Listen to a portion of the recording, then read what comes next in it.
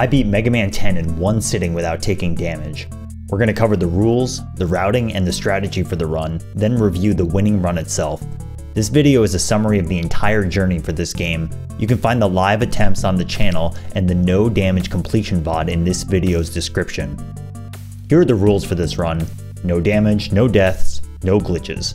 This was performed by me in one sitting, in real time, without the use of any emulator tools or re-recordings. In other words, a legit run done by me. I played this on a Wii with Mega Man 10's original WiiWare release using a Wii Classic Controller Pro. There aren't any pertinent glitches or tricks for this game that will qualify the run in any way, but for definition purposes, this is a glitchless run of the entirety of Mega Man 10. Mega Man 10 is the finest classic Mega Man game made in 2010 by Inti Creates and Capcom. Mega Man 10 feels like a natural continuation of Mega Man 9 from 2 years prior, developed by the same two teams. This challenge run features Mega Man, although there are two more playable characters in this game, Bass and Proto Man. Mega Man cannot slide or charge Buster, but Mega Man 10 adds its own variant of weapon swapping to the fray. Weapon swapping lets the player swap weapons with the L and R buttons, but specific to Mega Man 10 is that weapon swapping actively cancels all projectiles on the screen for seamless weapon usage, which has a lot of fun implications that do not force the player to pause to swap weapons like other Mega Man games do, even those with regular weapon swapping like Mega Man 7, 8, and Rockman and Forte. There aren't any other major new mechanics in this game, but Mega Man 10 is a fun and tightly wound action-oriented game. Especially after doing many other entries in the series for no damage up until this point, Mega Man 10 stands out to me as a very densely packed game. There are a lot of enemies in general, the stages can often be dangerous, bosses throw a lot of different patterns and expect a lot from the player, and in order to play this game efficiently, you have to really know how to tackle it and have to prepare for many situations. This video is going to feature a lengthier routing section compared to some of my previous videos. This game in particular has a lot of nuance in its routing and preparation, and there's a lot of subtlety in the choices to move in a particular way or how to position yourself properly for a boss, so I decided to expand upon these concepts for this video. Let's first talk about the route and where to start the run. Many of the bosses in this game are actually very dangerous to fight with Buster only first without taking any damage.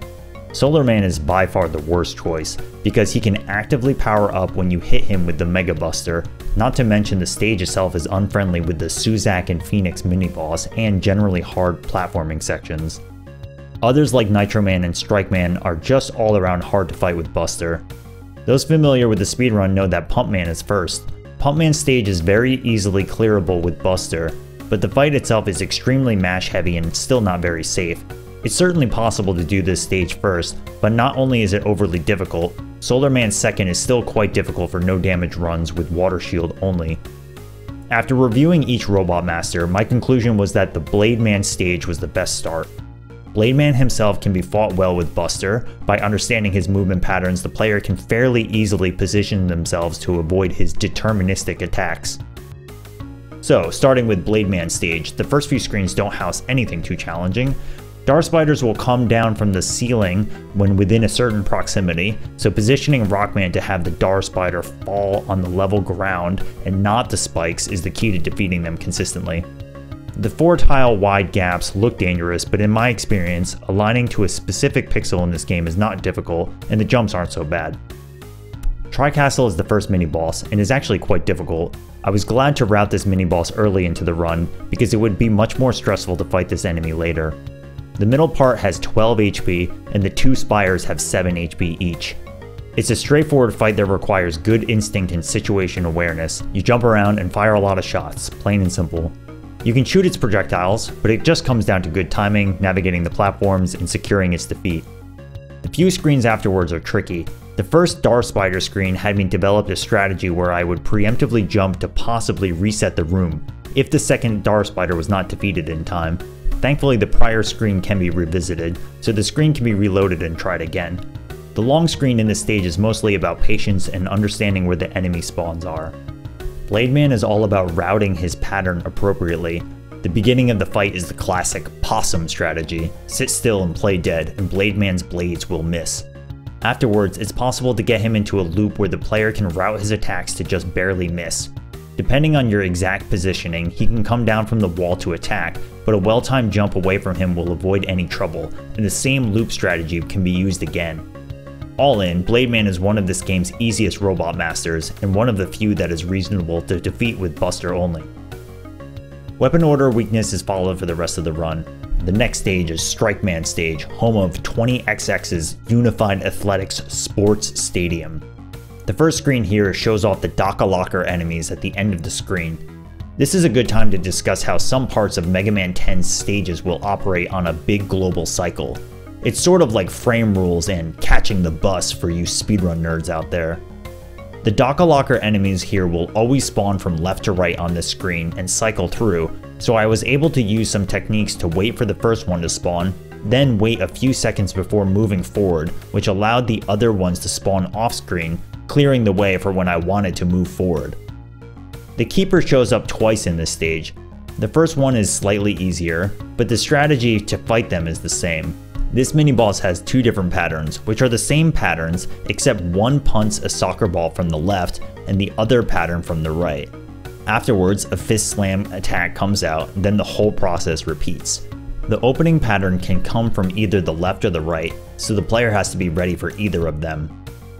I want to take a few minutes here to talk about an important concept of covering for an enemy, mini-boss, or boss's patterns. The idea is to create, ideally, one unified strategy for an enemy that has randomness, often in the opener for a fight. In this case, the Keeper can open with two random patterns, but the player doesn't know which. In preparation for this mini-boss, I explored a few options for trying to safely handle any situation thrown at me, and the one I landed on covers for both outcomes. By placing Rockman on the right side of the screen, both patterns are adequately prepared for. The pattern where the soccer ball appears on the left and the fist on the right, there's just enough room that Mega Man can jump and dodge both the fist itself and the shockwave, and also the soccer ball. Then the other pattern, where the soccer ball comes from the right and the fist from the left, the fist won't be close enough to connect, and both the soccer ball and the shockwave can be dodged with a well-timed jump. In both cases, the same exact strategy works. Rockman goes to the right of the screen and can jump to dodge. The player can't know in advance what the mini-boss is going to do, but if the player can create a strategy that works for all possible outcomes, then they can react accordingly and succeed. This might sound simple, but is incredibly important. This kind of strategy is what separates the humans from the robots in the tool-assisted runs of the world. No human player that is actually trying to clear this kind of challenge is going to do incomprehensible strategies and manage to pull off insanely risky strategies. If you watch videos out there where you see players going for ridiculous looking strategies that just barely somehow never get hit all over the place, think twice about its legitimacy. What you should know is that as part of this Mega Man 10 run and all no damage runs I've done before, this kind of planning for pretty much every dangerous situation is taking place. You have to have a game plan for every inflection point of meaningful randomness. It is only in extremely rare cases where the best strategy is to mostly give in and react in real time only, such as the fight against our friend from the past, Doc Quickman. Thank goodness I never have to see that guy again. Okay, back to the Keeper. We'll describe how Triple Blade works during the Strikeman fight, but Triple Blade does a ton of damage to the Keeper as well, so using well-timed rush coils and weapon swapping to Triple Blade can deal a lot of damage, fast. After the mini-boss, the next few screens are fairly straightforward. Buster handles most of the stage, including the soccer balls, and Triple Blade helps against the Cargo Q enemies. Their projectiles can be a little unruly, so it's important to tread carefully. The Keeper shows up again. It's in a more dangerous arena, and its third pattern is a little different than before, but the strategy to fight him is almost exactly the same. It only varies if the player messes up the first two opportunities for damage. Afterwards, the next few screens showcase the Dock-A-Locker enemies in the global cycle again. The player can work on advancing the screen in a smart way to safely spawn the Dock-A-Locker enemies while taking out the bottom Cargo Q enemies. It's a little chaotic, but with some practice it's alright. The final screen required me to do some critical thinking about how to tackle the Mecha Pichon and Cargo Q combination here. The dangerous enemy here is the Mecha Pichon, so if you can take it out, the rest becomes easy. 2 inverted Triple Blade hits will defeat it. After some more soccer balls, it's off to the boss. Strikeman is up to pitch. This is probably the easiest Robot Master fight in the game, which is largely attributed to how good Triple Blade is against the boss. Let's take a minute to show how Triple Blade works. Triple Blade can hit multiple times on almost every enemy and will bypass invincibility frames. A quick summary on invincibility frames. Ordinarily, Robot Masters have a cooldown after they take any instance of damage, which is why you can't just walk up to them and buster them down at 20 Hz a second. Robot Masters are often flashing white during their invincibility frames. However, Triple Blade can hit multiple times and ignore the invincibility frame rule. The short version of the explanation is that being close to an enemy and using Triple Blade with good timing means that you can melt its HP, including bosses, which ordinarily have 20 invincibility frames, 1/3 of a second. Because Triple Blade is already Strike Man's weakness, the player can deal 8 damage per hit, and when bosses have 28 health, Strike Man can go down extremely quickly to some well-timed hits. His opening pattern can vary, but staying far away from the boss is always safe, and Triple Blade both dealing damage and clearing his projectile makes the fight fairly trivial. Sheepman's Cyberspace Dream comes next. The first few screens are smooth, and I use this stage as an opportunity to get some bolts for the stage. It's important to move consistently with the disappearing blocks and the way the shield attackers patrol. Octobulb is this stage's mini-boss. It's overall not very difficult, but this mini-boss was an overall consideration in the routing. You definitely do not want to fight Octobulb without a decent special weapon. But Triple Blade is more than enough to handle both the little Pachi Pachi spawns and the mini-boss with a straightforward strategy. There aren't major routing considerations for the rest of the stage. It's mostly a straightforward set of screens with some Yoku and colored blocks. Do these colored disappearing blocks have a name? Can they be sheep blocks from now on? Sheepman is a great example of one of this game's challenging Robot Masters that is both not overly difficult, but also definitely not trivial. Sheepman's weakness, Rebound Striker, will do more damage the more times it ricochets off of walls, so the early shot setup is to hit him effectively. Sheepman has 2 main modes of combat. He has a projectile attack that can either fire like a tall but narrow sine wave, and the other like a short but wide sine wave. He will also jump into the clouds and randomly be in one of 4 of them. After the clouds separate, they each do a Thunderbolt attack. The last one will do an extra electric spark. Then Sheepman will either fire a projectile or jump to the side of the room, and it all repeats. In order to defeat him without taking damage, the goal is to hit him out of the clouds as soon as possible, which requires some guessing and hoping for favorable luck. After he is on the ground after the first cycle, the player has to jump in a particular way that covers for his projectile attacks for both the high and low projectile attacks.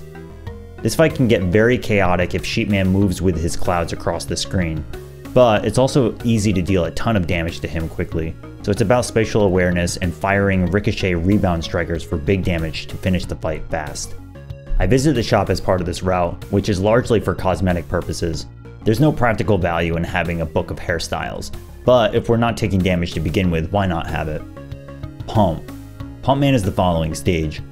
As mentioned before, this whole stage is easily clearable with Buster only, but some other weapons get some use for convenience, including Rebound Striker to take out some of the R. Suzy enemies in the narrow corridors. Otherwise, this stage is very straightforward. Pumpman will power up his water shield and jump around between 1 to 3 times with some variance in the timing, then repeat. It actually is a tricky fight to get the timing of using Thunderwool, because hitting Pumpman with the cloud and not the actual Thunderbolt does way less damage. Pumpman has some bizarre invincibility frames that are sometimes incomprehensible, but as long as the player doesn't run out of ammo, the fight is mostly not a problem. Afterwards is Solar Man's stage. This is one of the heavier execution stages, and although it's not terribly difficult, there are a lot of particular instances of timing and spatial awareness that make it somewhat difficult, like trying to avoid the Sola O enemy's attack, or generally navigating around the big Chanqi fire loops. Suzak and Phoenix block the way. Which one is Suzak and which one is Phoenix? Leave a comment on this video with your opinion. These two get melted by Triple Blade, and there's a safe spot on the ground that will cover for their projectile attacks. The visual cue is consistent, but this fight reappears in Wily Stage 2, and the visual cue there is different. After the boss, the conveyor section is somewhat scary, but my method was to do 1 hop on the left conveyor here, pause on the top conveyor, then 2 hops and a little pause on the right conveyor, and it would work out every time. The final screen shows off a nice Rebound Striker to take out the Sola O enemies. In my opinion, Solar Man is the most difficult Robot Master to fight in this game. Solar Man has a generally chaotic attack pattern with varying amount of projectiles. He can jump between any of the 5 platforms each jump, and may or may not fire between 0 to 2 projectiles. He will power up his orb if you hit him with any projectile except Water Shield. If Mega Man gets too close to him, Solar Man will lean over and possibly make contact. It's a very intimidating fight at first because of how many different patterns there are to deal with. The good news is that he will always jump to the 5 same spots, and he will only fire his projectiles downwards at those same 5 spots. Finally, Water Shield does nullify the projectiles and also forces him into a dampened state where he both fires smaller projectiles for a while, then takes time to power up his orb. As discussed before with the idea of covering for patterns, the first pattern must be dealt with. He can open with 3 different jumps, and they all have drastically different outcomes. Very thankfully, I was able to develop an opening. Buffering a jump, holding right, and using Water Shield will cover for all 3. Then the fight is mostly about keeping just enough distance from him to deal damage, but not close enough to cause him to lean over and deal damage with his orb. If you manage to dampen his orb, he will get stuck for a bit while he powers up, and it's very good for dishing out damage. Especially if this happens when he's on the side of the room, he's open for at least 3 hits. But there are times where this fight simply gets out of control because of where he jumps. This is the most reaction heavy fight in the game, and it's very scary to basically be forced to fight him at close range, but not too close. Sometimes, however, this fight can be over very swiftly and quickly if he cooperates. But again, randomness is not in the player's control, and you have to be prepared for any situation, not just the easy ones. Chillman stage does not feature many interesting parts for no damage strategies, except for Thunderwall! In this one spot I thought was kinda cool to use it in. But really, this stage doesn't have a mini boss, and it's just about being patient. Chillman himself is a fight that takes a lot of practice, but with time he is not a huge threat. Chillman is a good representation of how many bosses in this game generally work. Bosses typically do not do more than 2 actions in a row. So in Chillman's case, he has 2 sets of cycles. The first is that he will alternate between walking and jumping, and he'll do either at most twice between swapping. So if he jumps twice, he will be guaranteed to walk after.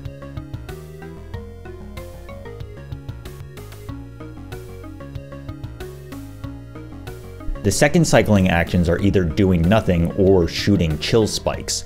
So if he shoots 2 sets of 2 chill spikes, his next action will be doing nothing. So this fight comes down to paying attention to what he's doing and having a simple counter in your head. Quick weapon swapping with Solar Blaze is imperative, and there are sometimes close encounters with this boss, but using Solar Blaze to both clear one of his chill spikes and damage him is a smart strategy. Knowing how to control Mega Man to glide away from Chillman with the ice is crucial too. Nitro Man stage is next.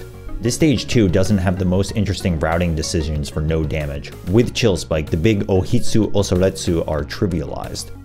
The large robotic transport enemies are easily navigated with Chill Spike 2, and the whole stage is just about being patient and being aware when the robotic transports are coming. Rush Jet shines at the end of this stage too. Nitro Man is truly a going fast kind of fight. If he goes up the wall and the player doesn't catch him in time, he can easily get out of hand fast. Chill Spike takes out his wheel cutters, but you really don't want to be in this position.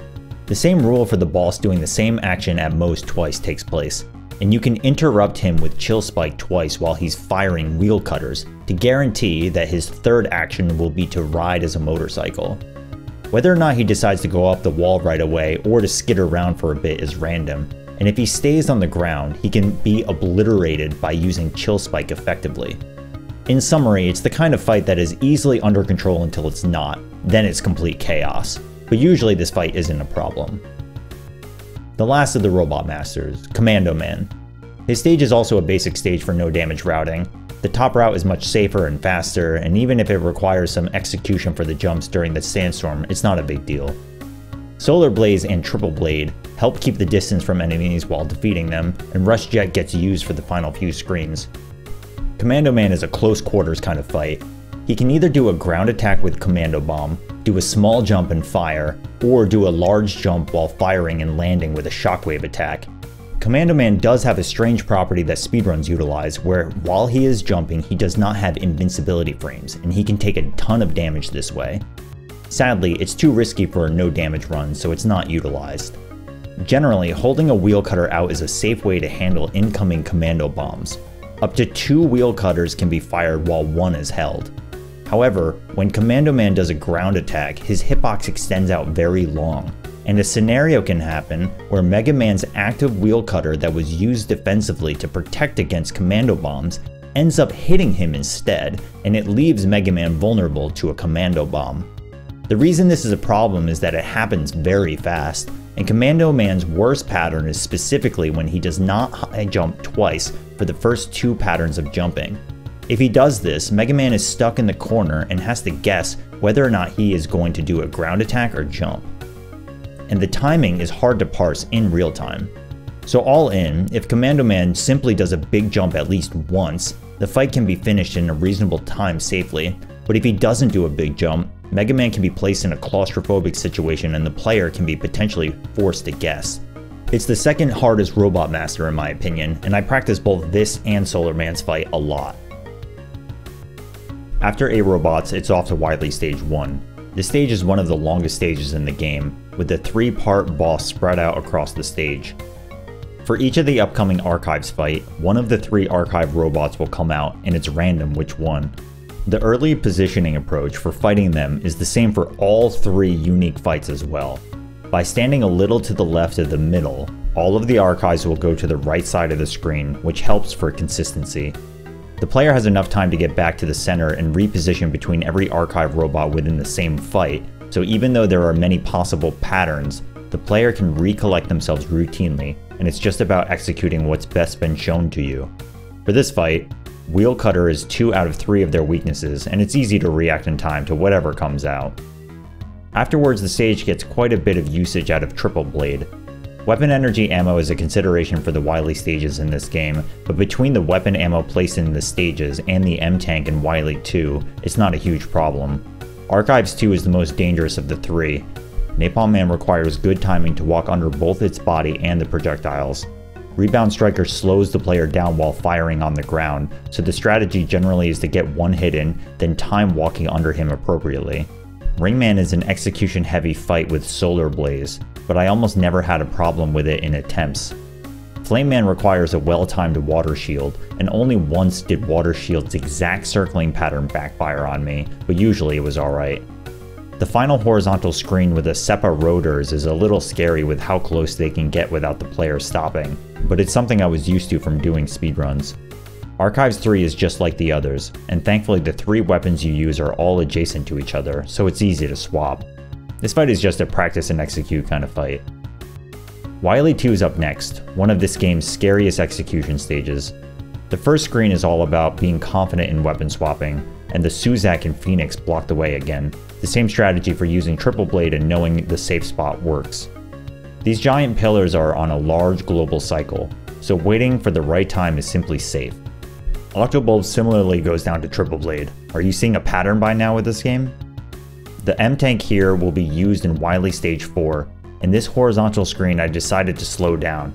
This spot is a safe area, and slowly taking out the ice block and avoiding the new classical cannon's attack at the bottom makes this screen approachable. The final Crusher section is definitely tense, especially using Water Shield for the Garinko enemies, where a random weapon ammo drop from them can mess with your timing. The alternative to use Mega Buster is good until you miss a shot, then it's potentially a complete disaster. Crab Puncher is this stage's boss. Triple Blade can completely eradicate its bottom claw, then afterwards the fight is basically trivial. By walking from right to left during the bubble pattern, Mega Man will never get hit. So timing commando bombs to hit the eye stalks is all the player needs to do to win. Off to Wily 3.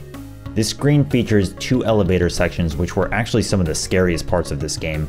They are the same every time, but the player has to control the elevator in a specific way to both avoid taking a stray hit and to avoid the spikes. On my final day of attempts, I debuted a slightly different strat seen here, but it's all about patience and being calm under pressure.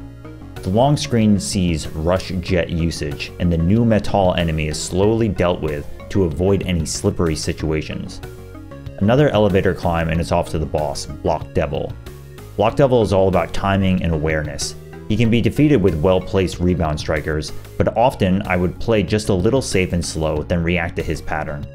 He can either go up or down, but usually he only needed 1 to 2 more rebound strikers to finish off after the initial set of attacks. It's an impressive looking fight with the rebound strikers, but with practice it's not too hard. The hardest part is not messing up any of the timings, especially when this is one of the last stages in the game. For brevity's sake, we'll skip the refights in the routing section here, but the M-Tank is used to refill weapon energy about halfway through the refights, in particular to replenish Solar Blaze, Chill Spike, and Water Shield for the upcoming Wily bosses. Wily Machine 1 is an all-out execution test. You just have to be good, plain and simple. He does not follow the rule of 2 actions in a row with his large missiles, so you just gotta game. Solar Blaze can be used to take out his missiles and also deal damage to him. Wily Machine 2 is a simpler fight comparatively. Rush Coil plus Triple Blade helps both bait his attacks away from Mega Man and gives the player a chance to attack. After he comes down, he can send the Trap Cage either before or after his next action, but it's very telegraphed and easy to deal with. The safe spot under him is easily accessible, and his electric patterns are always the same with their directions. Wily 5, the final stage. I didn't mention it up until now, but I purposely did not manipulate any randomness in this game. It's possible to do so, especially in this stage, to get the final boss's pattern to be consistent, but I didn't allow it as part of this run, so there are times in this run, most notably in Wily 1 Star and this stage, where I delay movement for a little bit to throw off the randomness. Anyways, this stage is just about moving consistently, and there aren't major threats to be concerned about. Parts of this stage spawn consistently no matter what the randomness is, so it's just about moving through it consistently too.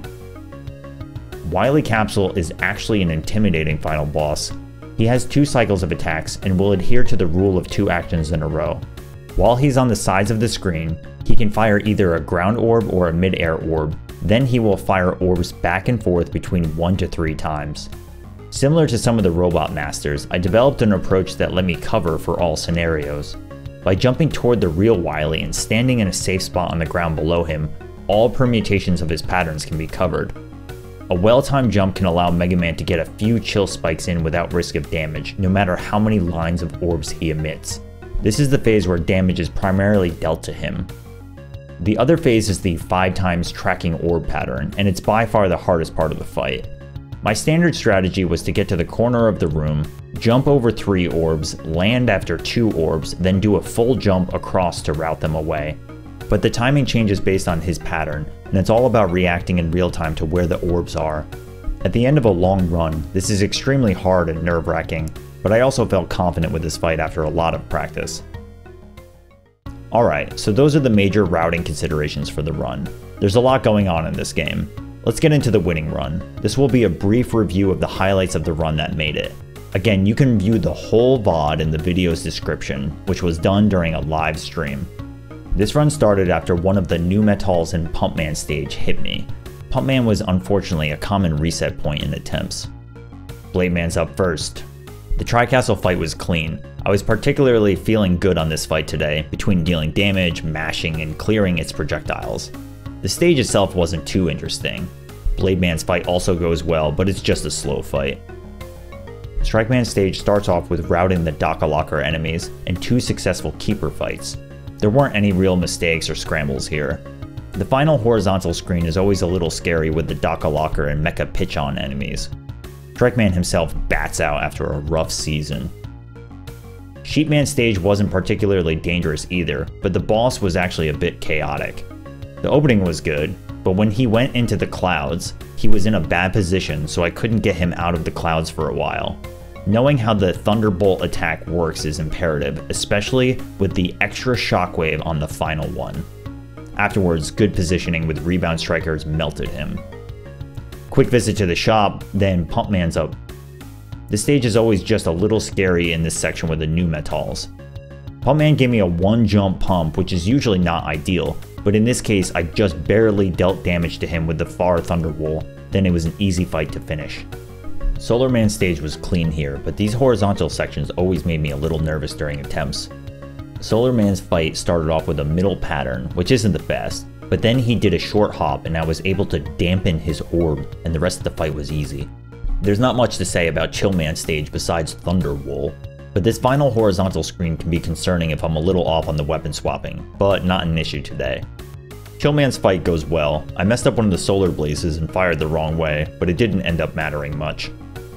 Nitro Man was a fairly easy stage later in attempts of this game, so we're off to the boss. He opened with some wheel cutters, but his motorcycle phase gave me the favorable pattern, so I cleaved through him without too much trouble. At the beginning of Commando Man stage, I messed up the first Arigok G section a little, but I didn't take damage. No problems in the rest of the stage. Commando Man gave me the best possible pattern here.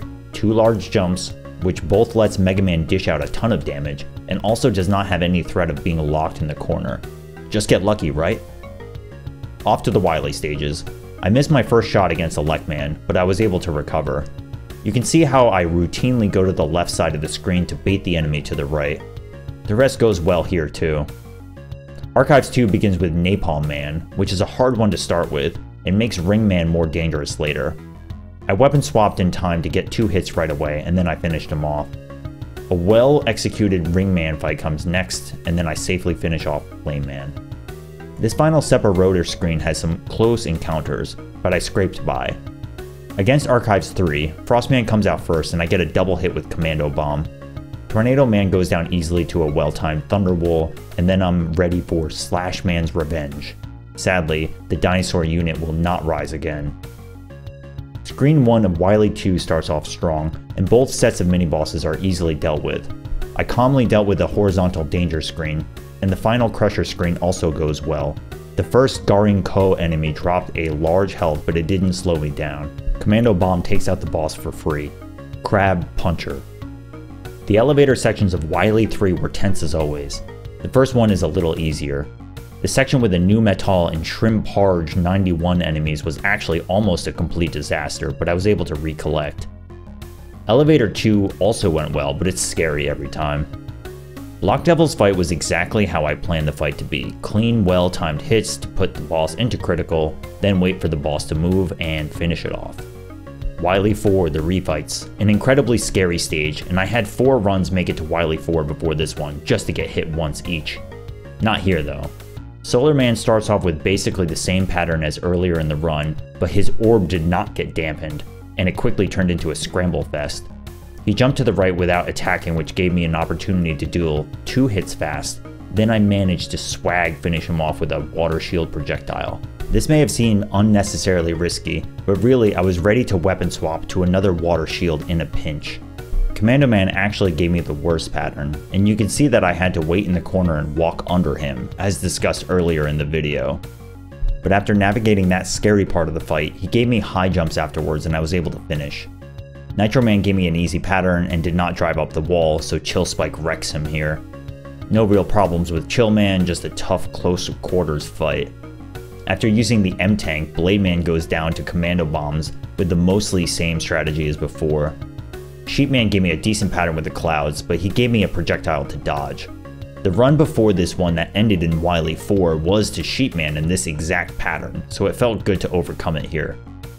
Pumpman gave me a legendary 3-jump pump and got destroyed by the Cyberspace Dream, and Strikeman got melted too. Wily Machine was a very, very scary fight. I had one ridiculously close encounter with a missile, but I had to take the risk with the situation I was in. This fight is just straight 0 to 60 miles an hour, and you want to end it fast. Wily Machine 2 was mostly alright, but I beefed it a little bit during the first part. The way I routed the cage attack was actually pretty dangerous and I was close to getting hit by his orb, but afterwards I played it smart and safe and was able to move on. Wily 5 stage is pretty straightforward, but the boss fight was intense. He opened with one of the worst patterns, but I managed to be prepared.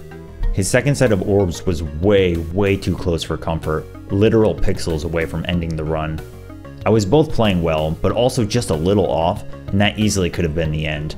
I also had some kind of questionable placement during the side attack phases, in particular this little jump where I should be standing still in a safe spot.